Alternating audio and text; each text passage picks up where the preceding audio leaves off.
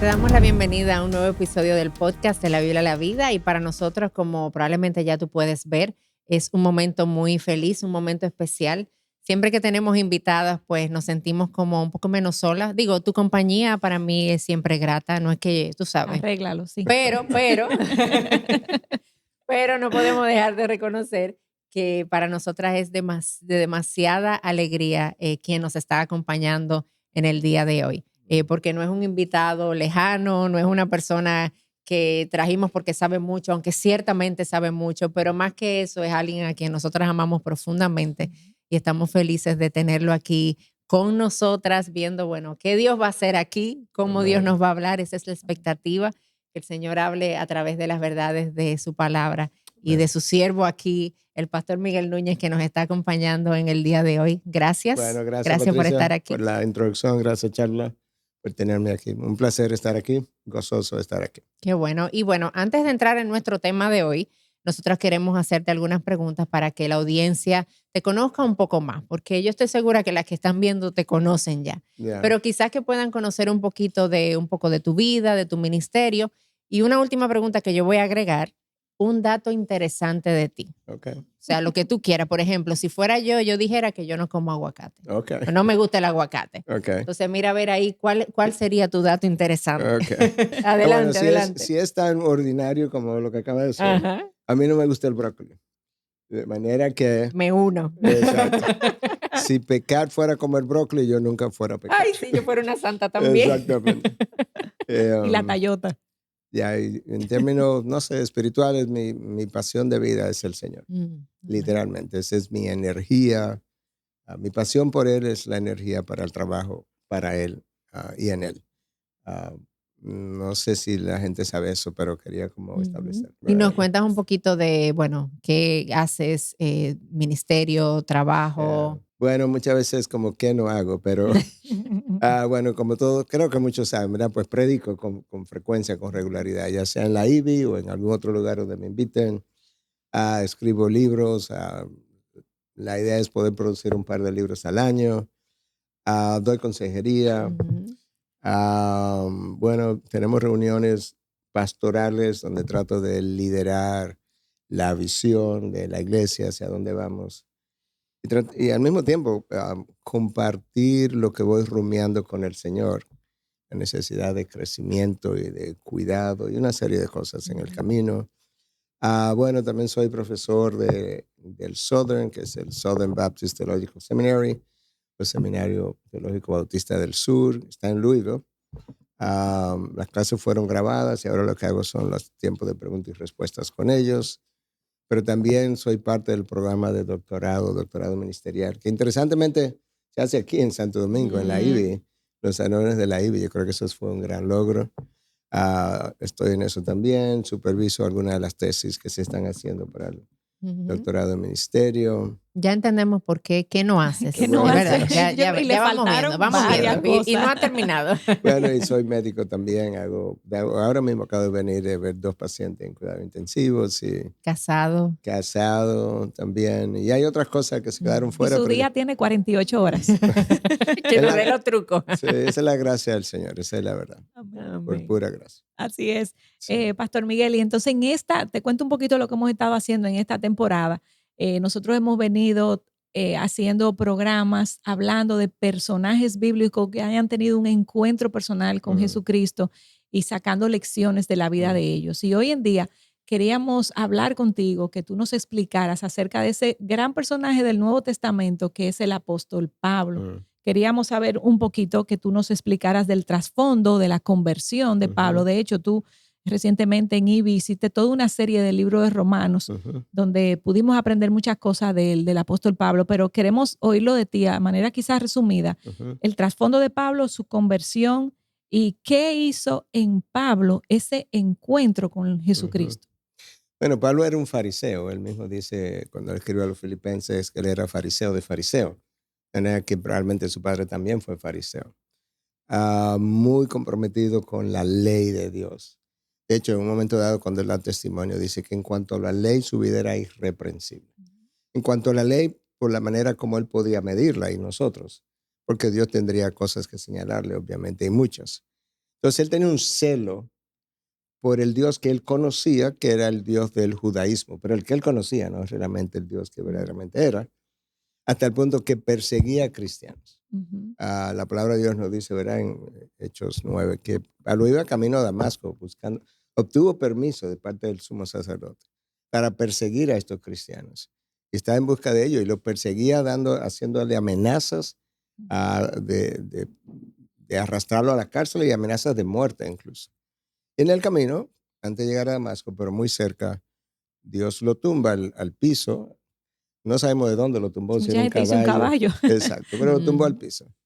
Y lo cuestiona, y le dice, su nombre era Saulo. Saulo, Saulo, ¿por qué me persigues? Y él ahí está sorprendido y dice, ¿quién eres, Señor?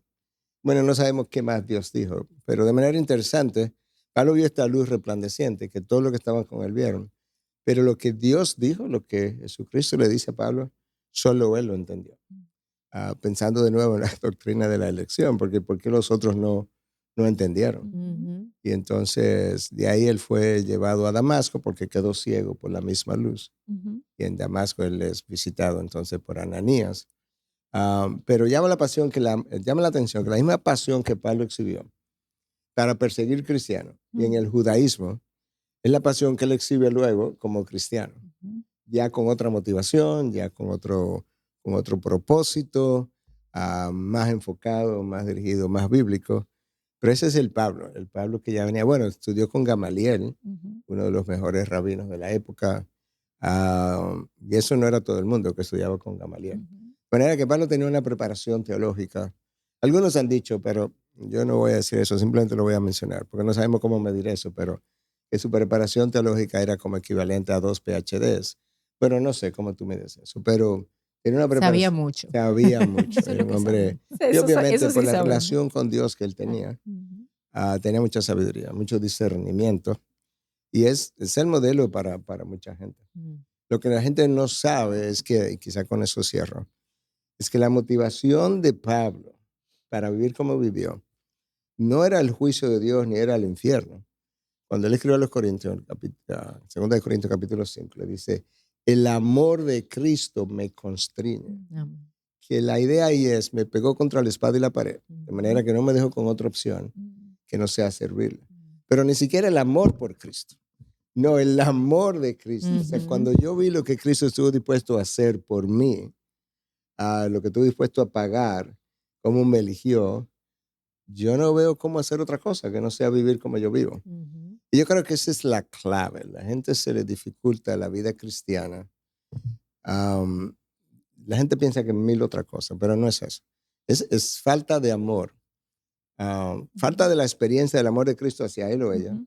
Y luego, en respuesta, falta de amor mío por él. Porque Cristo lo dijo muy simplemente, si me amas, obedecerás mi mandamiento. La vida cristiana no es tan difícil. Si tú conoces a Dios, que Pablo llegó a conocer, por definición tú lo vas a amar. Es imposible conocer a Dios y no amarlo. Y si lo amas, tú obedeces. Entonces la vida de obediencia se dificulta porque yo no entiendo dónde que comienza.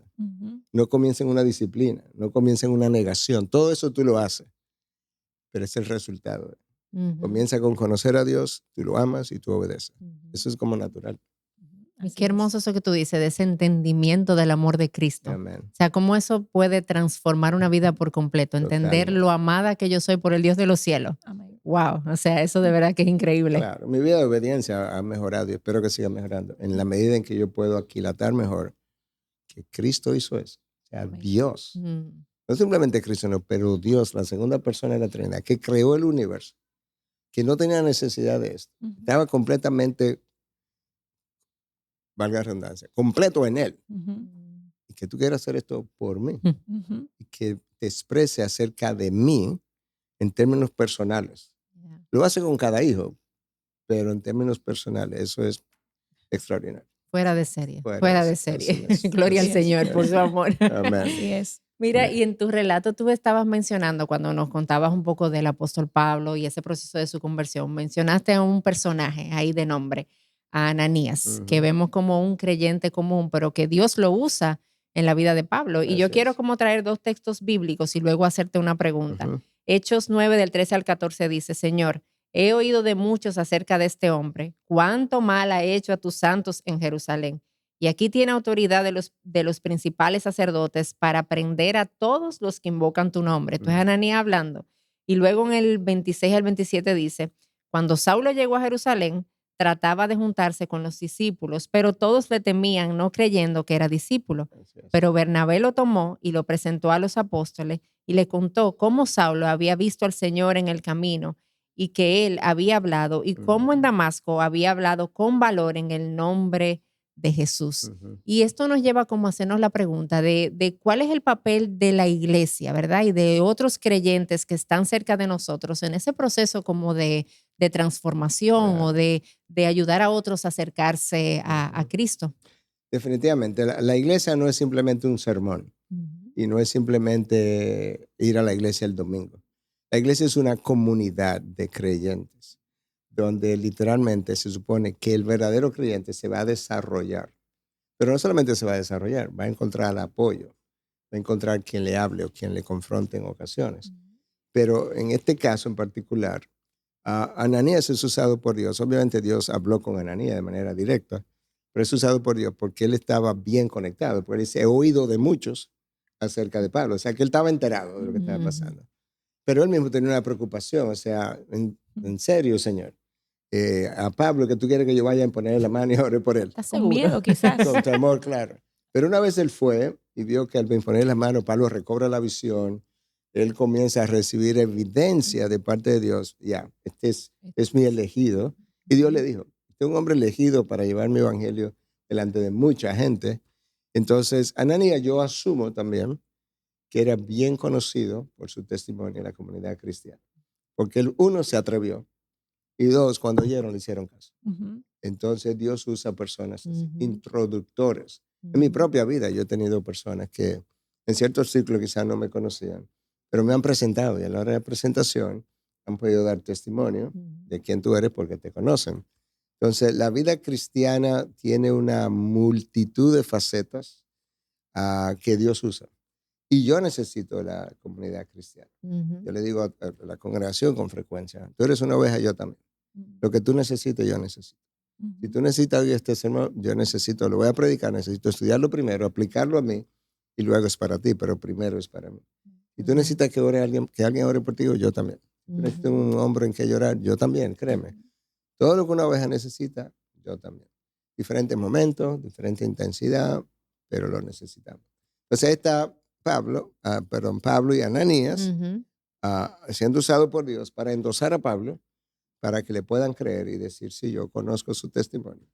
Y el texto no lo dice todo, pero probablemente Ananías le habló también del encuentro que Dios tuvo con él y de cómo él fue y le impuso la mano y pues Pablo recobró la visión. Entonces, yo no sé cómo la gente vive sin la iglesia. Bueno, yo puedo saber. Vive una vida irregular, una vida de altas y bajas, desesperanzado, desanimado y muchas veces pensando, pero yo seré creyente o no seré. O pensando, los otros son unos condenadores porque siempre me están señalando, cuando en realidad es que no eres parte del cuerpo de Cristo. Vital. Y Pastor Miguel, la figura del apóstol Pablo es una figura controversial, sobre todo en nuestros días, donde vemos tantos apóstoles en la iglesia. Pablo, el que fue al tercer cielo, tuvo que defender su apostolado. ¿Qué nos deja a nosotros hoy, los creyentes en esta época, acerca del apostolado y todo lo referente a eso? Bueno, por un lado, tú sabes que todo el que proclama la verdad frecuentemente es atacado por alguien o que no quiere estar de acuerdo contigo o no quiere vivir el estándar que tú le estás señalando. Cuando Pablo le escribe a los Corintios, su segunda carta es literalmente una defensa de su apostolado en múltiples formas. Tomar una carta entera para defender tu apostolado implica que tú estés siendo acusado de manera impresionante. Sí. Pues si encima de eso tú tienes gente que te persigue, que te pone en la cárcel, y por algo será, yo me lo imagino, por algo será, algo malo tienes tú, que todo el mundo te persigue, todo el mundo te pone en la cárcel. No todo el mundo puede estar equivocado, me lo imagino. Entonces, eso por un lado. Por otro lado, si vas a vivir la verdad, vas a proclamar la verdad, tú siempre vas a tener oponentes contigo. No hay manera, nunca ha sido diferente. Pasó con Cristo, pasó con los profetas en el Antiguo Testamento, pasó con el apóstol Pablo. Y sobre todo, él tuvo mucha oposición de parte de los judíos porque Pablo era el apóstol de los gentiles. Entonces, ¿cómo es que de repente tú eres el único que de repente eres que apóstol de un grupo que nosotros ni siquiera creemos que Dios ha llamado? Entonces, por eso la mayoría de las veces eran sus propios conciudadanos. Lo impresionante de este personaje es que él amó a los que le perseguían, sobre todo sus conciudadanos. Donde le dice en Romanos 9, si yo pudiera sacarme los ojos para dárselo y que ustedes encontraran salvación, yo estaría dispuesto a hacer eso. Pablo siendo Pablo, ¿verdad? Pablo siendo Pablo. Y ustedes son mis enemigos. Increíble. Qué estándar. Exactamente. Pero él entendió, conoció a la persona de Cristo. Yo creo que el cristiano en general, o sea, la enorme mayoría de los cristianos, no entienden cuando el Señor reveló a través de Jeremías. Oye, si te va a gloriar, gloriate en una sola cosa, que me conoce y me entiende. Yo creo que la mayoría de la gente dice, bueno, no te gloríes en tu conocimiento, lo cual el texto dice, o en tu riqueza, lo cual el texto dice, el texto de Jeremías. No, pero no es eso. Lo que el Señor está diciendo, aquí hay una sola cosa, que es la esencia de la relación conmigo. Conóceme. Porque si me conoce, el resto realmente, como decimos aquí, tú vas sobre ruedas. Y literalmente es así. Por eso toda esta gente se dedicó al Señor de la manera que lo hizo. Fue porque lo conoció. El problema es que hoy reducimos al Señor y la tarea de hacer iglesia, la gran comisión, a tareas, a estrategias. Todo eso hay que hacerlo, pero debe fluir de una relación con Dios, donde Él te da sabiduría, discernimiento, tú oras, tú dependes, tú esperas, etcétera, etcétera. Y eso fue el apóstol Pablo. Un hombre completamente, para mí yo tengo dos grandes líderes en la Biblia, después de Jesucristo. Moisés en el Antiguo Testamento y Pablo en el Nuevo Testamento. Yo quiero emularlos a ellos. Impresionante ambas figuras. Amén. Y con eso que tú decías también, uno ve en su vida cómo él genuinamente creía que el poder estaba en el Señor y no en él. Bueno, incluso él dice, la vida que yo vivo hoy no la vivo yo, sino Cristo en mí. Y eso, hay una serie de paradojas, porque si yo les pregunto a ustedes, la vida que tú vives, ¿la vives tú o no la vives tú? En un sentido, claro que la vivo yo. Exacto. Pero en el otro lado, no la vivo yo. La vive Cristo en mí. Pero lo que Pablo está diciendo es, yo no doy un paso sin haber orado, haber esperado, sin estar convencido del Señor que esto es lo que voy a hacer. Y yo creo que eso es parte del problema. Y es que nos dejamos moldear por lo que la gente opina, la sociedad opina, las cosas del momento, y no nos percatamos. Todo eso va a estar ahí. Pero mi vida tiene que ser moldeada por lo que Dios quiere, desea, para sus hijos, y luego incluso de manera individual. Porque yo estoy en Santo Domingo, pero hay otra gente que se quedó en Estados Unidos haciendo medicina y que son cristianos también. Entonces, ¿por qué yo vine y yo no se quedó? Bueno, es que también hay un llamado individual que nosotros tenemos que entender. Es como abrir los oídos y un corazón totalmente dependiente. Definitivamente. Para ver lo que Dios quiere hacer. Yo estuve ahora en la capilla de Louisville, del seminario, hace días atrás, y prediqué acerca de una serie de cosas, pero en esencia yo decía, tenía que ver con la Gran Comisión. La Gran Comisión requiere dos cosas, oración desde abajo y poder desde arriba. O sea, no hay forma de hacerlo. Yo decía, sin esos dos pilares, la Gran Comisión es misión imposible. Claro. Pero no se hace así. Se hace estrategia, planes a 5 años, cuántas iglesias vamos a plantar en 3 años, en 5, en 8, en 10. Yo no sé, el número que Dios quiera. Amén. Y cuando Dios quiera, etcétera, etcétera. Entonces es una vida sobrenatural. Pablo la vivió. Amén, amén. Bueno, y ahora que tú hablas de lo sobrenatural y esa vida de sobrenatural de Pablo, una de las cosas que, el Señor ha querido que nosotros sepamos sobre Pablo es que él fue llevado al tercer cielo. Exactamente. Entonces, cuando nosotros leemos eso en las escrituras, ¿verdad? Que una vez es como que lo lee y sigue adelante y no se detiene quizás a pensar, porque en la Biblia no encontramos nada simplemente por ponerlo ahí. O sea, ¿qué significa esto? O sea, ¿qué lectura nosotros le damos a esta realidad y por qué es importante eso para nosotros que estamos leyendo y conociendo la vida de Pablo y su encuentro con Jesús? Bueno, algunos que lo quieren ver literalmente, un primer cielo, un segundo cielo, un tercero. Vamos a pensar en eso. Lo han visto de esta manera. El primer cielo es como cuando tú miras para arriba y ves las nubes, como que hasta ahí que tú llegas. El segundo cielo es como todas las estrellas que tú ves al final. Incluye todo ese número de estrellas y demás, galaxias y todo lo demás. y que el tercer cielo es como un espacio que está más allá de esos dos cielos, que no es necesariamente la presencia de Dios como donde vamos a estar, pero que sí es un encuentro con Dios en algún lugar, pero que no está en ese primer y segundo cielo. Yo no quiero ser tan dogmático como decir el primero esto, el segundo aquello, el tercero tal. Yo sí creo que es un cielo, un espacio que no es material, donde Dios se encontró con Pablo. Y ahí le enseñó una serie de cosas que luego fueron tan extraordinarias que Dios le dice a Pablo, en 2 Corintios 12 precisamente, que Pablo repite, oye, yo vi cosas tan extraordinarias que no puedo repetir. Wow. Número uno. De hecho, se le prohibió repetirlo. Número uno. Y número dos, que Dios dejó un mensajero de Satanás para que lo abofeteara porque las revelaciones que habían tenido fueron tan extraordinarias que se podía llegar a enorgullecer. Wow. Y la palabra ahí para mensajero es ángelos, que es la misma palabra para los ángeles de Dios. Entonces, lo que algunos piensan, yo abrazo esa posición también, que fue un demonio, un ángel caído.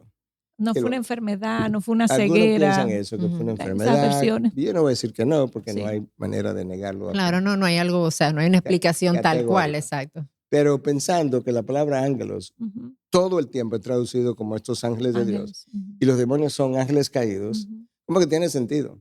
Como que algo que viene y te ataca y te deja, viene y te ataca y te deja. Y para mí como que hace sentido con eso también. Cuando Cristo estaba en el desierto, dice que Cristo fue tentado por Satanás y luego lo dejó por un tiempo. Él iba a retornar otra vez. Yo creo que de esa misma manera nosotros somos muchas veces oprimidos y luego como que hay un tiempo de paz. Y yo creo que quizá con Pablo era eso. Era alguien que lo atacaba, que quería hacerlo sentir amedrentado. Bueno, Pablo llega a Corinto en su primera carta, dice que llegó con temor y temblor. O sea, tú, Pablo, que estuviste en el tercer cielo. Sí, pero que estas fuerzas tienen la capacidad de hacerte sentir así. ¿Y esos ataques tú crees que hayan sido a la mente, no al cuerpo? O sea, por ejemplo, muchas personas viven presas de inseguridades, de complejos. ¿Tú crees que esa pudiera ser una forma? Sí, no, definitivamente. Yo creo que la mayoría de los ataques de Satanás son más de esa índole. Más que físico. Más que físico. Pero hay cosas en la palabra que nos dicen que pueden ser físicos. Job es una ilustración de eso. Y en el Nuevo Testamento hubo gente que era sordo-mudo y luego Cristo le expulsó a un demonio y comenzaron a hablar y cosas así. La mayoría yo sí creo que son de confusión, de inseguridad, duda de tu fe. Eso, yo creo que es esa lucha emocional con la que vive. Y tomando eso mismo antes de la siguiente pregunta, porque creo que es importante también como para nuestra audiencia y por lo que estamos viviendo y se oye mucho hoy. O sea, que pudiéramos decir que cuando hay duda, cuando hay confusión, atribuirlo de manera inmediata a un ataque espiritual. Yo no diría que inmediatamente, porque mi relación con Dios, cuando no es de calidad, también me va a llevar a eso, de manera natural. Entonces, sí, yo creo que Satanás sí sabe mis puntos de vulnerabilidad. Y cuando yo estoy ahí ya por causa mía, él puede aprovechar eso y aumentar el sentimiento. Él sabe mejor que... Él nos conoce. Exacto. Él nos conoce. Sabe nuestros puntos y no débiles. solamente que conoce a Miguel Núñez, es que él conoce la naturaleza humana por miles de años. Y sabe que dado esto, esto es lo que le va a pasar a un ser humano. Dado aquello, esto es lo que le puede pasar. Y yo creo que por eso es que él es tan efectivo en afectarnos. Así es. Y otra pregunta que tenemos para ti. Tú sabes que Pablo, nos cuenta la Escritura, que se convierte, es llamado, él predica, pero no está en el ministerio de forma inmediata, siendo Pablo. Así es. ¿Qué enseñanza tiene para una persona recién convertida o alguien en la iglesia? Pues es un excelente punto, porque frecuentemente, por varias razones. Uno, mucha gente cuando entra a la fe tiene un deseo de comenzar a servir, sobre todo hombres y mujeres, pero los hombres somos hacedores, entonces la mujer es más relacional. Pero el hombre se siente bien, hombres y mujeres, pero el varón se siente bien cuando está haciendo algo, como que eso le da identidad. Pero mucha gente me dice, pastor, ¿qué yo puedo hacer? Le digo, ¿tú sabes qué puedes hacer? Siéntate a los pies de Cristo. Comienza a crecer. Tienes el ejemplo de Marta y María. Marta estaba sirviendo, haciendo. María estaba a los pies de Cristo recibiendo. Entonces, mucha gente piensa que Pablo se convirtió y comenzó a predicar. Bueno, él fue a Jerusalén Y ahí tuvo una mala experiencia porque lo rechazaron y lo acusaron, lo apresaron. Pero después Pablo se pierde, literalmente por años. Se pierde, o sea, del panorama, del sea, del mapa. Sale del panorama. panorama. Lo que se perdió. Pero cuando tú lees la Biblia, tú crees como que Pablo, tú pasas una página, Pablo está ahí otra vez, y Pablo. No. Pasaron. Se calcula que probablemente entre el tiempo de conversión y cuando Pablo sale en su primer viaje misionero enviado por Antioquía, pasaron entre 10 y 13 años. Mucho. El apóstol Pablo. Y en Antioquía, cuando se necesitaba, había maestros, había profetas, cuando se necesitó más gente, Barnabás sabía dónde estaba Pablo y fue a Tarso, lo fue a buscar y lo trajo para que fortaleciera el equipo. O sea, alguien sabía de Pablo, Bernabés. Bueno, Dios sabía dónde estaba Dios Pablo para sabía, usarlo exacto. en el momento. Exacto, y lo mandó a buscar. Y yo creo que eso es, nosotros necesitamos crecer. Yo lo digo por mi propio crecimiento. O sea, hubo un momento en que yo sé que no estaba listo. Pero yo no lo veía así, simplemente estaba haciendo lo que yo entendía que debía hacer y podía hacer. Pero yo miro para atrás y ciertamente no estaba listo y Dios también lo sabe. Pero yo necesito crecer y esa es una de mis frases favoritas. Tú tienes que ser antes de hacer. Porque cuando no eres y comienzas a hacer, uno, tú vas a hacer mucho daño. Y dos, yo me voy a dañar. Porque me lleno de orgullo y de una serie de cosas. Entonces, yo creo que tenemos que ser antes. Bueno, yo puedo pensar en lo que Pablo dice a Timoteo. Me viene ahora a la mente. Pablo dice, lo que has oído de mí, esto enseña a hombres fieles que sean idóneos para que ellos enseñen a otros. Pero mira el orden. Busca una gente que ya tenga su idoneidad y fidelidad probada. Cuando la encuentre, entonces inviértete en ellos para que ellos se inviertan en otros. El resultado final es que enseñen, pero no antes de que ellos han sido encontrados fieles e idóneos. Y yo creo que ese tiempo de formación es vital. Y hay un versículo que habla de que no usemos a los neófitos también. Exacto. El nuevo. El pastor no debe ser un neófito. Exactamente. Y luego le habla a los diáconos. Dice a los diáconos que sean probados primero. Y luego entonces que ejerzan su diaconato. Y Dios no tiene prisa. Él cuando quiera usarte lo va a hacer donde estés. Mira, mi mejor ilustración de lo que estamos hablando, en que en el caso de él era algo diferente, pero mejor ilustración. Cristo predicó su primer sermón a los 30 años. O sea, Cristo, la segunda persona de la Trinidad. En nuestra época, yo creo que probablemente pasó allá también. A los 17 le hubiéramos estado diciendo, pero mira, tú tienes dones, tienes talento, tú hablas bien. A los 12 estaba en el templo. No, Dios tiene un tiempo para cada cosa. Amén. Amén. Bueno, y ya para terminar, porque increíble cómo se nos va el tiempo. O sea, pudiéramos quedarnos aquí, hacer una enramada y quedarnos hablando aquí. Pero escuchando todo esto de la vida de Pablo, de su encuentro con Jesús y el impacto que eso tuvo en su vida, quizás algunas mujeres que nos están escuchando, y bueno, probablemente en este episodio se agreguen algunos hombres, ¿verdad? Por tener aquí al Pastor Miguel sí, que nos escuchan. que siguen el podcast. Pero, ¿qué te digo? Para entender a las mujeres. Sí. Pero bueno, quizás oyen eso y dicen, pero qué bonito. Qué bonito lo que le pasó a Pablo, qué bonito escuchar todo esto. Pero todo lo que nosotros vemos en la Escritura y lo que el Señor nos revela ahí, para nuestra esperanza se escribió. Claro. Entonces, ¿de qué manera las mujeres que están escuchando todo esto hoy pueden ser animadas, pueden salir con esperanza de ver este encuentro con Jesús? Bueno, yo creo que la vida de Pablo es una ilustración. Uno, de cómo debiera ser la vida de todo creyente. Con eso yo no estoy diciendo que es una ilustración de que cada creyente tiene que hacer lo que Pablo hizo. Porque cada creyente tiene su propio llamado. No, pero la manera como Pablo nutrió su relación con Dios. Hasta el punto que cuando está en la cárcel manda a pedir los pergaminos. Él quería seguir leyendo acerca de Jesús, de toda la vida cristiana, ese Dios, y lo manda a buscar. Entonces eso mismo nos dice a nosotros que la vida cristiana, más que una fórmula, es una relación. Yo necesito una iglesia, no hay duda, para que no confundamos las cosas. Pero yo necesito una relación personal. Esa relación personal no necesariamente se da porque yo esté en una iglesia. Pero yo necesito la iglesia. Claro.